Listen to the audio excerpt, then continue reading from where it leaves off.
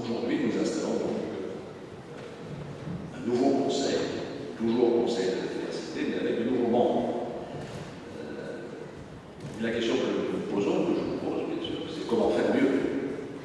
J'ai déjà fait pas mal de choses. Comment faire mieux? D'abord, nous inspirer de ce qui se passe ailleurs. On a parfois un peu tendance à se replier sur soi-même. Il y a beaucoup de leçons à recevoir des expériences étrangères, en particulier celle de Régionel et aujourd'hui rencontrée de la ville de Québec. La ville de Québec est une ville plutôt et assez homogène. C'est là, je parle en français, et un homme intelligent et généreux, Jean-Paul Denis, qui était mon prédécesseur à la ville de Québec, s'est beaucoup questionné sur, très sincèrement, notre incapacité, je veux dire, à accueillir à Québec des immigrants il y a quelques années. Le constat malheureux qu'il avait fait, c'est que nous ne recevions pas notre part d'immigrants, à tout moins en proportion de notre poids démographique au Québec, pour faire en sorte, dans le fond, de demander à ces gens-là qui vivaient à Québec, quels étaient les problèmes et quelles étaient les conditions à mettre en place pour créer un environnement qui soit plus réceptif et pour améliorer notre performance en termes d'immigration. Moi, je pense très sincèrement que cette performance-là a nettement amélioré, on le doit au Conseil interculturel de Québec.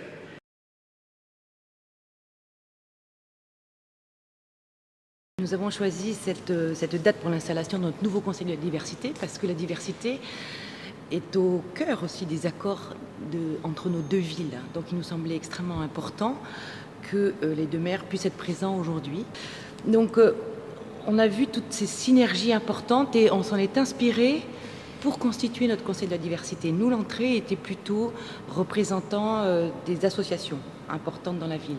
Et cette fois-ci, nous avons privilégié et même choisi d'inviter les nouveaux membres du Conseil de la diversité en fonction de sur leur nom personnel, en fonction de leurs compétences, de leur engagement dans la cité, de leur talent et de leur expertise en matière de diversité.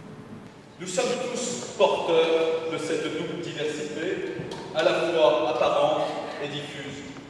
Faisons de la diversité un atout dans notre compréhension du monde et des autres, dans notre manière de percevoir et d'agir, au travers du plus large éventail des ressources culturelles, engageant de nombreuses dimensions.